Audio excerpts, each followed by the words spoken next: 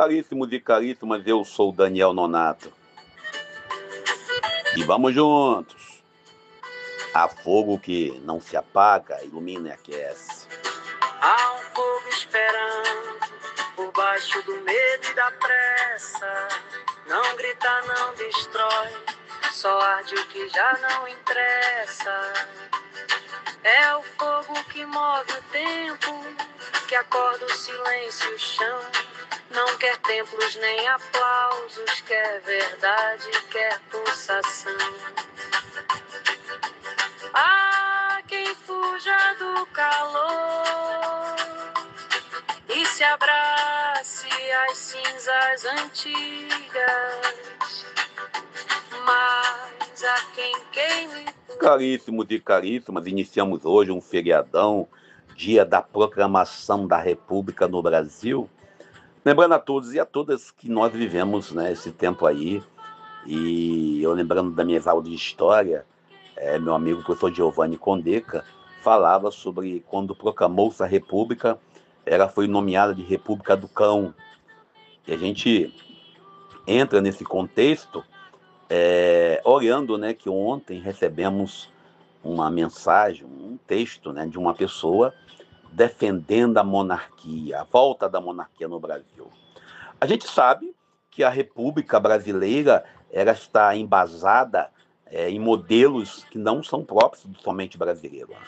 Nós vivemos aí a influência da cultura norte-americana, estadunidense, dos países latinos aqui em nossa região, porque nós, durante alguns séculos, né, pelo menos 2 séculos, nós fomos o único país, né, imperial, com império, aqui na região da América. Pelo que eu lembro, se eu estiver errado, não me processe nem me condene. E a gente, quando vê a República ser proclamada no Brasil, ela não nasce do desejo do povão, como tudo acontece nesse país. E aí o pessoal tenta inquirir, insistir, colocar em que foi desejo popular, e não foi. Eu não concordo com a monarquia, não aceito a retorno da monarquia, mas não vou poder mentir. Você tem aí um país naquele contexto que tem 3 aspectos que leva Deodoro da Fonseca a proclamar a República. Primeiro, a influência da questão financeira. Nós vivíamos um país com a inflação enorme, mesmo com a família imperial, nós tínhamos aí um país com crise de corrupção. É isso mesmo. Já havia corrupção no Império. Também, se a gente entra no contexto, aí no segundo contexto, que é a influência cultural dos países vizinhos. Todo mundo era república, todo mundo tinha lá um sistema presidencial. E nós, no país chamado Brasil, éramos monarquia, o único país monárquico. E você vai vendo que também a questão da Guerra do Paraguai, né, teve uma guerra, né, e as guerras que tiveram, onde nós vimos países republicanos avançando, desenvolvendo-se, enquanto a monarquia travava. Sem esquecer a influência cultural religiosa. O Estado é laico na República, enquanto na monarquia o Estado tem a religião do imperador ou do rei. E a gente ainda entra no terceiro contexto, que foi a questão aí da influência de Princesa Isabel quando ela assina a Lei Áurea. Então, você tem aí a assinatura da Lei Áurea, um dos motivos que também leva à queda do Império. Não porque o Império caiu por si mesmo, porque os fazendeiros, donos de gado e gente, eles estavam revoltados, porque toda vez que o pobre é beneficiado, nós lascados, nós escravizados pelo sistema, quem tem dinheiro fica incomodado. Então, a queda da monarquia, ela não acontece da noite para o dia, ela vai ruindo com o tempo, como exemplo de outros momentos na história da sociedade moderna, contemporânea. As coisas vão acontecendo e você não percebe, quando vai ver, já aconteceu. Por isso, hoje, proclamando a República e eu recebendo um manifesto defendendo a monarquia, eu volto a dizer, a monarquia não seria a solução. Somos um país mixigenado, um país aonde, não, mas temos uma família imperial. Como tem uma família imperial se nós não somos império? Mas há quem acredite nisso, né? E vamos nós ao Evangelho do dia. E viva a República, como diz no popular, né? É o que resta do sonho, quando a ilusão se desfaz. É o gesto que acende o mundo, onde ninguém finge mais. Deixa o fogo falar baixinho. Caríssimos e caríssimas, eu sou o Daniel Nonato. O Evangelho de hoje, Lucas capítulo 18, versículo 1 ao 8. Ele está repetindo, né, o Evangelho do 29º domingo tempo comum. Não é repetindo por repetir. O Evangelho repete para que a gente possa entender o mistério. Hoje nós voltamos a visitar a viúva lá da porta onde fica pedindo justiça ao juiz. O interessante é que a gente, quando fala da viúva na Bíblia, nós temos aí, no contexto bíblico, algumas viúvas, né? No caso, a viúva que leva tudo para o templo, devolvendo ao templo, não tinha INSS, e falando em INSS, né? Ontem de ontem, prenderam lá um dos camaradas que era presidente do INSS no governo Bolsonaro. É isso aí. Mas ninguém comentou isso, né? Ninguém fez carnaval sobre isso. Também, a gente quando fala da viúva, a viúva ela tinha uma série de restrição. Se ela fosse uma mulher abastarda, rica, ela perdia direito à propriedade.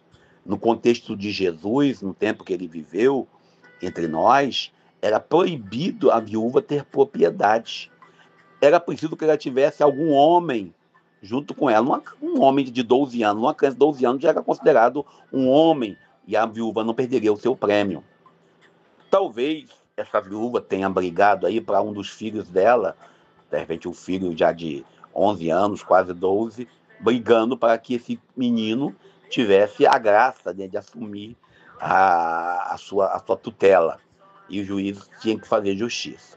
A gente, quando fala de viúva, a gente lembra da viúva Ruth e Boaz, né? Que a Ruth é uma mulher que fica viúva e não tem nenhum herdeiro com ela e é obrigada a ir, né, se casar com Boaz com a finalidade de manter, né, vamos dizer assim, a propriedade, a herança e também manter o nome do falecido. O Evangelho de hoje traz para a gente dois momentos fortes. O primeiro momento, quando Jesus conta a parábola e diz que o juiz vai atender a prece dessa viúva. O segundo momento é quando ele pergunta no finalzinho se vai encontrar fé sobre a terra. Nós ontem lemos, né, o Evangelho de Lucas, no capítulo 17, né, 25 ao 37, quando Jesus trouxe para nós, e trouxe de forma assim muito direta, a questão da escatologia, da volta do Filho do Homem. E aqui ele pergunta, será que vai encontrar fé sobre a terra? Porque o contexto deste evangelho não é apenas a viúva em si, mas é como nós nos relacionamos com Deus. A fé era alimentada a partir da nossa adesão ao sagrado, da nossa adesão e o nosso culto. E o culto ao sagrado, ele passa pelos três aspectos que eu sempre comento aqui. O primeiro aspecto é uma relação interpessoal, particular e pessoal. Olha que confusão. Porque é você e Deus. E Deus não é pessoa. Ele é um ser acima dessa realidade. Também, o terceiro aspecto, dá para encerrar, o segundo aspecto para encerrar, a sua prática cotidiana. O culto na vida, no dia a dia. E o terceiro aspecto, e para encerrar, já que o nosso tempo está acabando, é a nossa relação com o sagrado. Como nós encaramos o sagrado? Alguns banalizam a vida, outros banalizam o sagrado. A vida é tudo o que temos. E por isso nós somos chamados a cultuar a Deus e levá-lo a outros também. Por isso a viúva hoje ela é sinal de oração e persistência, mas a pergunta é, hoje para encerrar a nossa conversa, como que está a sua fé? O que você tem feito para alimentar a tua fé, para que quando o Filho do Homem voltar, encontre sua fé, a sua prática sobre a terra. Fiquemos com Deus. Viva a República! Eu sou Daniel Nonato. Fogo que espera em ti, pedindo só que aconteça.